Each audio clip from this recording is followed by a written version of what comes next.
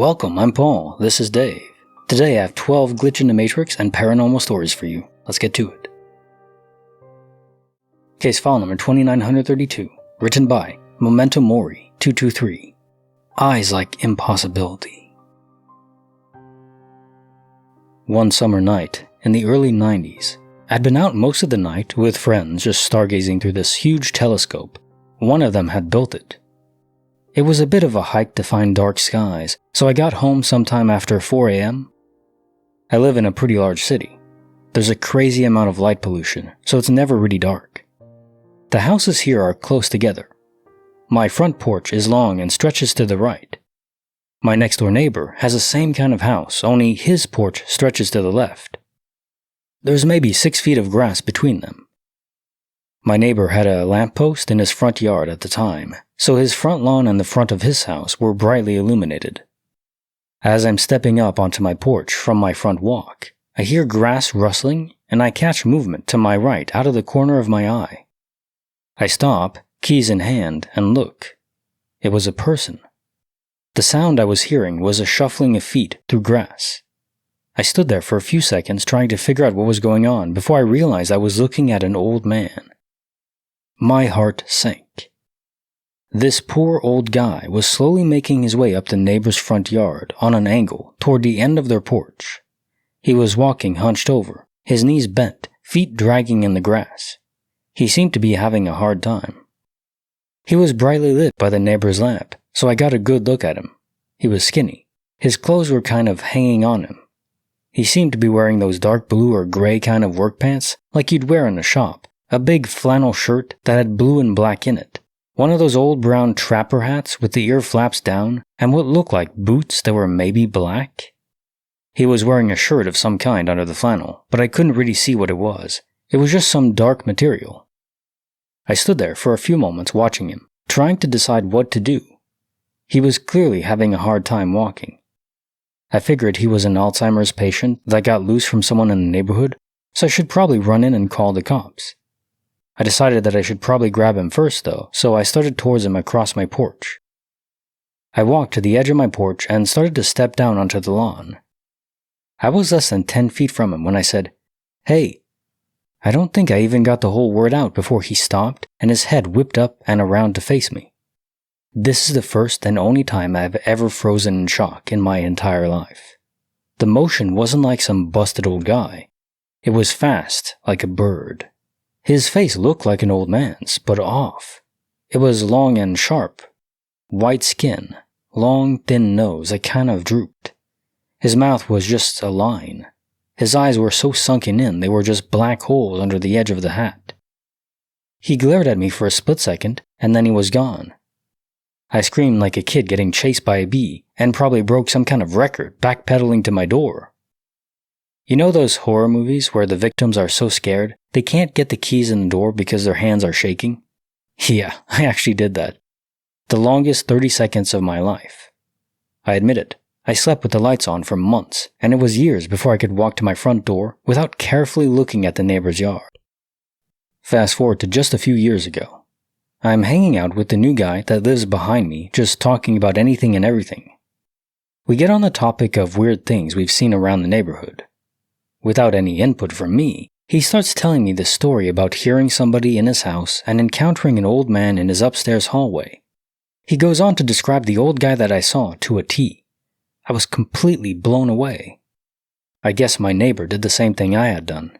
He thought it was some poor old guy for a second until the exact same thing happened. It wasn't an old man. Its head whipped up fast and then it was just gone. He said he couldn't see his eyes, they just looked like black holes. We both wonder if the longtime neighbors have a similar story. I've never had the nerve or opportunity to ask. I'm always going to wonder what I saw. I don't think I've ever heard someone described as having eyes like black holes. I think I would avoid someone like that. Maybe they really were just a normal person, kind of not in their right mind. It's possible. But how you describe the neck turning, I think is the creepiest thing. It reminds me of a little animation in Dead by Daylight with a new killer, which is the unknown. It has like this creepy head movement where it'll snap back And it's like just so unsettling. It's those subtle movements where you can say like, yeah, like this isn't a normal human. Is it even human at all? Like an alien imposter. Kinda creepy. Now for the question of the day. Do you prefer mornings, afternoons, or evenings? And for me, of course, it's definitely evenings. The tranquility of the night, it's sublime, perfect. Also, I don't know if I've mentioned this before, but I have delayed onset sleep disorder, which just means that my circadian rhythm is closer to 25 hours rather than the conventional 24. So the effect this has in practice is that if I sleep when I mentally get tired, truly, then I'll sleep about an hour later every day. It varies a bit, 30 minutes. Sometimes I can postpone it a bit. If I want to enjoy the evening time more, like wake up at 6 p.m., and just have the whole night ahead of me as my day.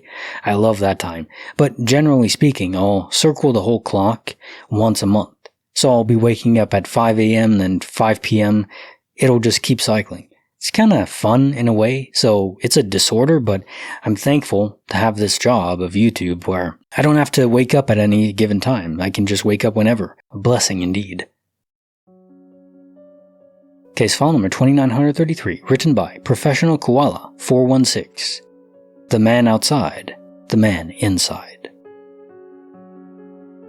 I was in the tram, and a good-dressed and good-looking guy entered. I know how this sounds, but I'm usually not that interested in others. But it was winter, and I was just thinking how boring people in general dress in winter, like 90% choose black winter jackets and black or blue jeans. Then he enters, and it just happened I applauded in my mind his taste in clothing for having more style than the boring black and black jeans or black and blue jeans. Back to the moment. He came in. I admired him for having better taste in clothing, tram doors closed, and gets momentum forward. I looked away to the window again, while he's making his way past me to find a seat. Then outside, on the other side of the street, I saw this guy walking who looked exactly like him. I turned around thinking it must be his twin, but he was gone. It was a time of the day where barely people were in this tram. I could see all the seats behind me. He wasn't there. And no way he could have gotten out because the tram already closed all doors and started to drive off before he walked past me. No way he could have gone out. Of course, it could have been a weird twin or doppelganger coincidence if he still were in that tram, but he wasn't. Right, like you say, this could have been a doppelganger event, but given that he wasn't in the tram, the only thing I can think of is a portal that was inside the tram, but why would it dissipate so quickly? Maybe if you had traveled to the exact spot that he had walked to, you would have been ported outside too. I wonder if you saw his face on the man outside. Maybe he had a very confused, stunned face, like he was just walking inside the tram and then he was just outside. There's no, transition period.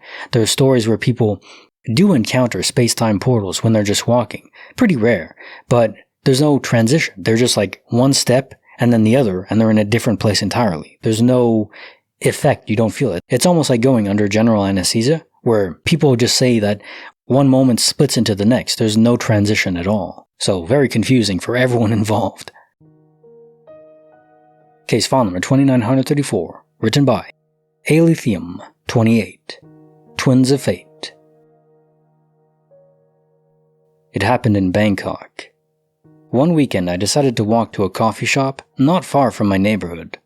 While I was walking, I noticed a young guy riding a motorcycle toward me. I don't usually pay attention to strangers' faces, but I remembered him because I thought he was kind of cute. Then I walked maybe a minute, or even just half a minute, and suddenly I saw the exact same guy on the exact same motorbike riding toward me again. I still have no idea what that was. Maybe twins? One right after the other? Wearing the same clothes and riding the same bikes, or something else entirely. By the way, in my culture, I'm not Thai, I'm from a different background. There's a belief that people have mystical doubles, literally translated as the one who walks ahead. They act like a sort of guardian angel, walking ahead of you, taking on the bad things and keeping misfortune away from you. For example, a double might come home first, greet a family member, and then vanish without a trace, only for the real person to arrive sometime later. But I've never heard of doubles appearing to strangers. Mystical doubles. I think that's just our personal soul projecting ahead. And I think it happens when someone is particularly focused on a specific area. Now in this case, it does seem like it almost acts like a buffer to absorb the shocks that could come ahead. It reminds me of a spaceship where if you're trying to travel interstellar distances, you have to travel at a significant speed of light percentage, which means you're traveling so fast that even cosmic dust, like tiny specks of dust out there in the great void between solar systems, they're very sparse and very rare, but if you're traveling so fast, you will eventually collide with them, and you're going so fast that the energy of these tiny specks of dust can actually damage a ship's exterior. So what you do is you have something ahead of you, a physical barrier of some kind ahead of you to absorb those specks instead. It's like a shield. So this is your spiritual shield to guard against the dangers of this planet instead of the interstellar void. Cool. Case file number 2935, written by Iord Satan.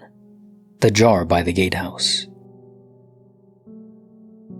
One experience I can't explain though is the repeating half dollars me and my coworker got a couple years ago.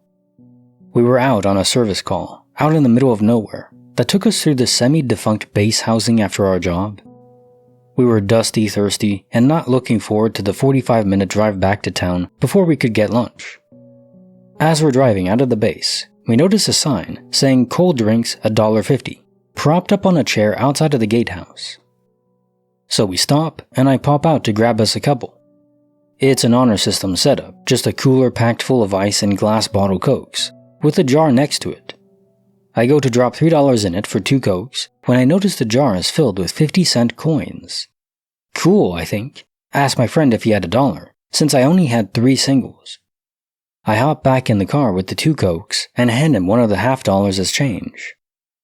Realizing it's a pop top, he asks for my lighter to open it with, and I show him how to open it with the half dollar. It takes him a couple tries, but he gets it. A couple days later at work, he says, "Hey, I pocketed your half dollar by accident the other day," pulls 2 out of the van's center console, and hands 1 to me. Odd, I think, as I remember throwing mine in my little bedside table organizer, that little thing, to eventually put it with the rest of my money. When I get home that day, my mom tosses me another half dollar saying, "You must have lost this one in the washing machine." Odd, I think again, and go up to my room to change out of my dusty work clothes. I pull the 2 coins out of my pocket and set them down on the tray, right next to the third one. Wait a minute. There were only 2 to start with. Where'd the third one come from? So I take all 3 and take a closer look. I have 3 half dollars, 2 of them are from 1980, and have the same large diagonal slash across the side, and 3 faint indentations from where I used them to open the bottle. The third one, the one my friend handed me, is 1991, and has 2 sets of the indents, but is otherwise completely unblemished. This is pretty weird, I thought to myself, and resolved to bring all 3 back to show my buddy the next day. So the next day, he picks me up to work in the van, and I reach into the console where he left the other half dollar, fish around and pull it out. Sure enough, it's also a 91, pristine, except the 2 sets of indents in exactly the same places on the edge, from him trying twice to open his soda. Case file number 2936, written by Food Appropriate 5392, Rearview Void. I was driving down this country road that I drive on all the time. People are horrible drivers where I live, and extremely impatient. I drive safely and follow speed limits, etc. So I often find myself getting passed on the 2-lane roads, getting hardcore pressure tailgated, and once on this same road a guy laid on his horn like crazy behind me when I stopped at a stop sign. I always pay attention to when cars are behind me on this road because of how insane people drive. A dark blue or black Subaru was behind me down the first part of this road, and I got to the aforementioned stop sign. I saw the car's blinker, and it turned in the direction I was going. I was prepared for them to be really close as people often do, but they weren't. I distinctly remember that I was pleasantly surprised that they were a decent car length behind me, and they were behind me the whole time. When we got to the light, I was curious if they would be behind me or in the turn lane, which would be to my right. We had already passed all other potential places to exit the road. There was nowhere else for them to be but behind me or to the right of me. It's only flat, open fields at this point, and since they didn't speed or pass to run the light, they would have had to have been back down the road for about 400 meters, which they didn't, because I would have seen it and heard it, because the whole time I was glancing in my rear view to see them. This isn't the weirdest glitch I've ever had, but even the minor glitches make me uneasy. I've had too many big ones that I'm not a fan. Just had to plaster a space-time portal. Make a bumper sticker out of it, so people will have an idea of what happens to them when they're just disappearing in locations and reappearing somewhere else. Case file number 2937, written by Intelligent Comb 843. The Birthday Pattern. So yesterday, me and my friend B were in the car and we were going to pick up our other friend F. Earlier in the day, as we were talking on the phone, my friend F said she had broken a nail and lost it, and she was really bummed about it. In the afternoon, me and B got in the car to go pick up F, and we found her missing nail in the passenger seat. We knew it was hers because it had a very specific design she had chosen and designed herself, and also she was in my passenger seat the day before. We thought, cool, she'll be very happy. We arrive at her house and she gets into the car and she says, giddy, "Look guys, I found the nail, it was under the bed." And she shows all her nails intact. Me and B look at each other perplexed, so we tell her everything and we show her the nail. She freaked out, like I'm not kidding. She's been experiencing derealization and anxiety since yesterday and she's really sick. We gave her the nail, but now we're regretting it as she keeps analyzing it. We know 100% it's hers because she designed the pattern and chose the colors so she could match the theme of her birthday, which is coming up. She never had that design before. No one else we know has had that design and shape before. On top of that, the weirdest part is that both nails have the same typical dent caused by the nail falling off. Me and B are totally weirded. I've shared this before with others, seeking insight. She joked it was a simulation glitching, but I've never really taken this thought seriously. I'm a spiritual person, so I'm used to non-physical theory of consciousness, but I've never thought about life being a simulation, and it freaks me out a bit. A lot, really. Case file number 2938, written by Lunar Slush 88. The Man Beyond the Glass. Back in 2015, I was 18, just about to finish high school, and decided to visit my mom in Western Sydney, near the foot of the Blue Mountains, for the last school holidays. I brought a friend with me, and one night we were all eating dinner at the table. My mom had her back to the big glass window looking out over the yard and golf course, with a huge mirror across from her. My friend was sitting across from my mom, and I was at the end of the table between them. At some point, my friend excused herself to go to the bathroom. While she was gone, I caught movement out of the corner of my eye. My stomach sank. I told my mom, "There's someone in the backyard." Right then, my friend walked back in and was standing next to the mirror. And there he was, an old man, probably 85 or older, walking slowly up the side of the house. My mom jumped up and ran outside. We watched through the glass as she got within a few feet of him, trying to talk to him. He didn't respond. The second she reached out, like she was going to touch his shoulder, he just vanished into the dark. We were shaken, but it didn't stop there. Around 2:30 a.m. that night, we heard doors opening, high heels clicking down the hall, and the shower running in the master bedroom. We thought it was my mom's brother and his wife. They were flying in from overseas, so we figured they'd arrive while we were asleep. None of us got up to check. The next morning, my mom called my Nana and mentioned how loud they'd been when they arrived. Nana went quiet and said, "What are you talking about? They're not coming until next Saturday." We went into the master bedroom, and it looked like someone had been there. The blankets were messed up, the shower and floor were soaked, and the carpet outside the ensuite was wet. But there was no water running, no leaks, nothing to explain it. Even now, my mom and I still talk about it. I have no idea what we saw that night, but it definitely wasn't just in my head. It's one of the creepiest things I've ever experienced. Well, to see a man physically vanish like that, probably a spirit, but that doesn't mean that it's not creepy. It's like we were talking with the spiritual projection, the astral projection earlier. I think if someone else interacts with that manifestation, then it will dissipate. So that's probably what happened here. But it's weird that you didn't know him. Case file number 2939, written by Magical Bunny. 30 Years of Silence. So, going back. In 1996, I was 12 and living with my mom and siblings. I loved silver rings, so she'd buy them for me as gifts. But she'd also gifted me 3 silver rings she had handcrafted herself during a stint making rings in the 1970s. Being handmade, they were highly unique and like no other rings anywhere.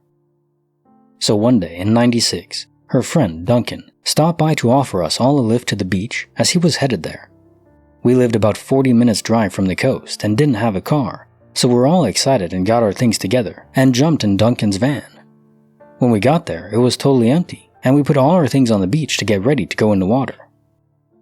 I didn't want to lose my rings in the water, so I wrapped them in a small plastic bag and tucked them deep into the toes of a pair of lace-up sand shoes I'd been wearing. I then put my other stuff folded neatly on top of the pair of shoes. I was very, very particular, as I really didn't want to lose the 6 I had been wearing. We swam for about an hour, with several of us in the water. At no point at all did we ever see anyone else come onto the beach, and I had been looking back over our things often. Our stuff also wasn't too far from where we'd been swimming. When we got out of the water, I went straight over to get my rings, and to my surprise, my shoe was completely empty. I searched everywhere, but there were no sign of the bag that had my rings in it. We searched for a long time, but in the end we had to leave and go home. At the time, it made no sense to me at all how they could have vanished because nothing I left on top of them had been disturbed at all, and we hadn't seen anyone on the beach. I told myself that I'd find them someday, though I wasn't sure how. Time between. So time passed and eventually the internet became a thing, so I sketched the rings I had lost. Well, the ones that mattered most. I would go onto Facebook groups for that area every year or two asking if anyone had found them or seen them, or knew anyone who had them. I never heard anything back from anyone. Shortly after I lost the rings in '96, we had to move. We ended up moving an hour north at first, but in time we ended up moving house numerous times, eventually ending up about 4 hours drive from the location I lost my rings.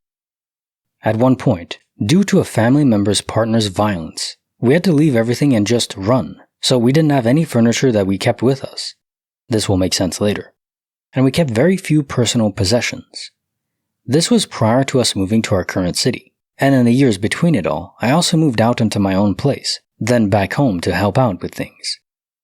In 2019, we moved into a house that I'll just call Home A. This is still in the town 4 hours from where I lost my rings. When we moved into Home A, we'd come from a really big house, but Home A was tiny in comparison, so it was hard to know where to put things. We ended up storing some of our stuff in the garden shed in the yard of the house. One of the things we stored in the garden shed was a chest of 3 drawers about 2 feet tall. This was used for storing jewelry making supplies, as my mom still loves making jewelry, but she no longer works in silver, so this was all plastic and glass beads in plastic containers. She and I had accessed this chest of drawers on numerous occasions while in Home A.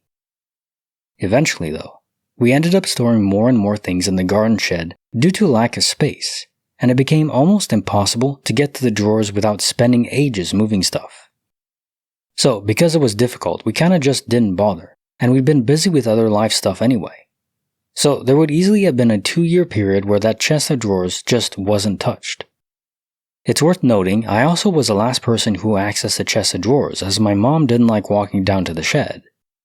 In May this year, Home A was sold, and we once again had to move. Finding the ring. I decided it was time to finally tackle the garden shed, and set out about pulling everything out to sort and pack it to take with us. When I got to the chest of drawers, I was excited to finally have a look back in it, as I knew it was full of containers of pretty beads. I pulled the first drawer open, and literally there at the front of the first drawer is one of the rings my mother made. It was lost at that beach in 1996. Just there. I instantly started crying my eyes out and ran to show my mom, who couldn't believe it. Neither of us had seen this ring since 1996. It was one of the distinct rings I had drawn and posted about on numerous occasions once the internet was a thing. It was not there the last time I accessed that drawer. The drawers were also sealed, so it's not like a rat could have climbed in and left it there, which would still be weird as hell. No one came into our yard. We have dogs that will go crazy if anyone does. And there's no way on earth anyone could have snuck it in through all the boxes and boxes of junk and stored items, some of them large, that we packed into the garden shed. We also don't even know anyone from that area where the rings went missing anymore. We pretty much lost contact with all our family friends as soon as we moved. So people have had some theories when I've told them about this, mostly thinking someone felt bad and brought the ring back. Okay, sure, I could believe this if the ring had reappeared in our mailbox in 1996, maybe. But who exactly would have seen my Facebook post, felt guilty, decided to return just one ring 3 decades later, somehow magically figure out my address? I am not publicly listed, and I have a very common surname anyway. Drive 4 hours north, then rather than sitting it on my doorstep or mailbox, decides to go find a garden shed in the backyard, evades my dogs, painstakingly moves all the crap in the shed, pulls this one drawer out, leaves the ring, puts all the crap back, then sneaks back out again.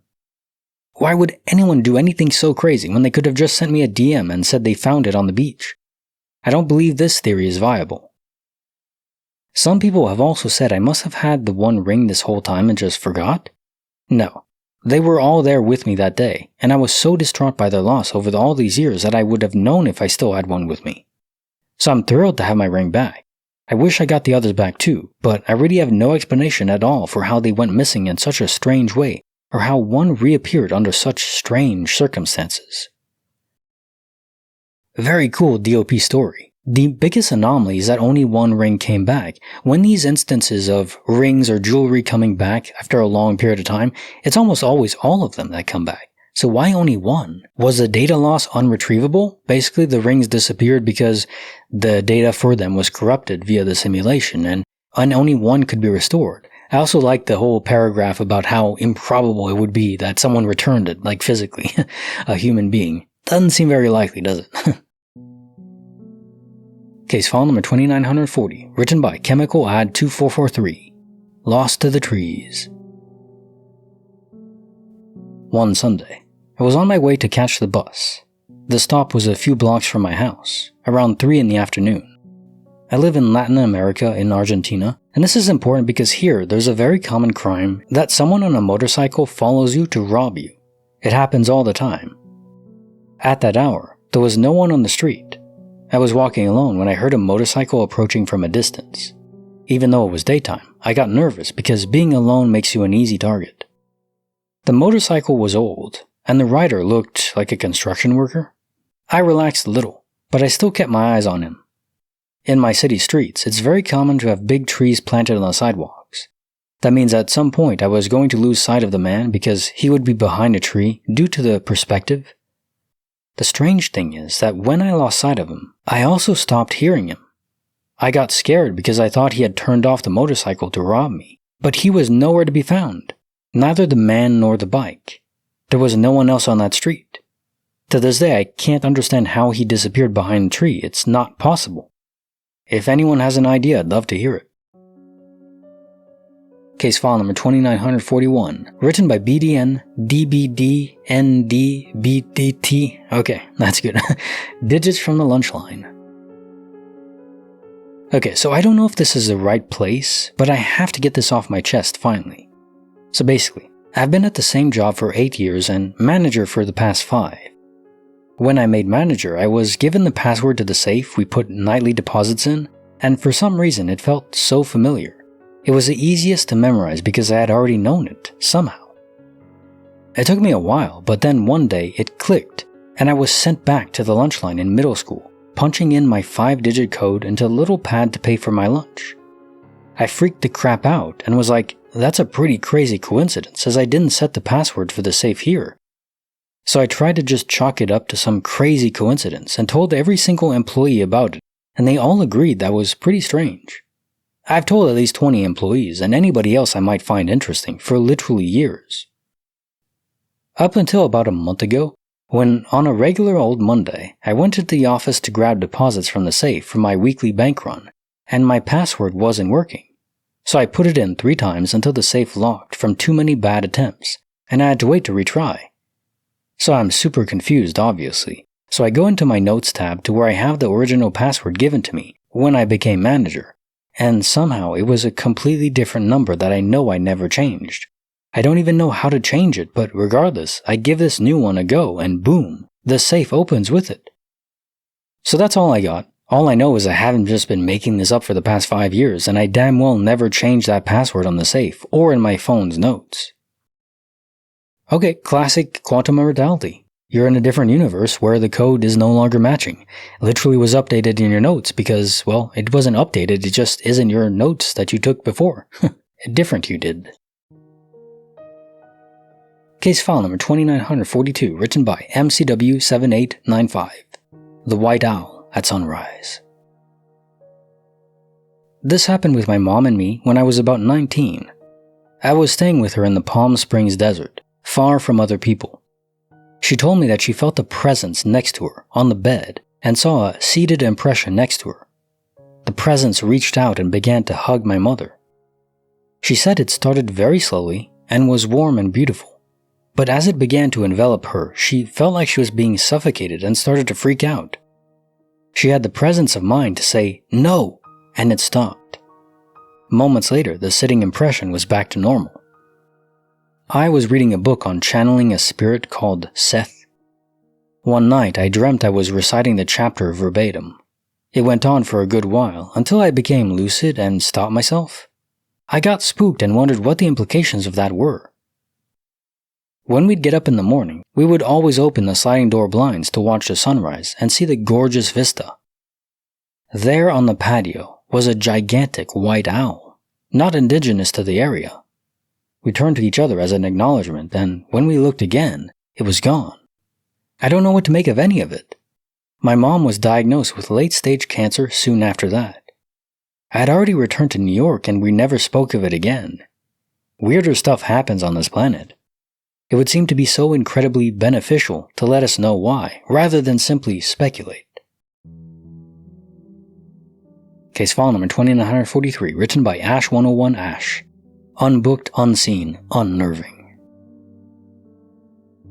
My spouse and I are in a different city and we booked a suite. I don't eat breakfast, so my spouse went down alone, and after they left, housekeeping entered my room while I was on the bed, not doing anything, and I explained they thought I checked out.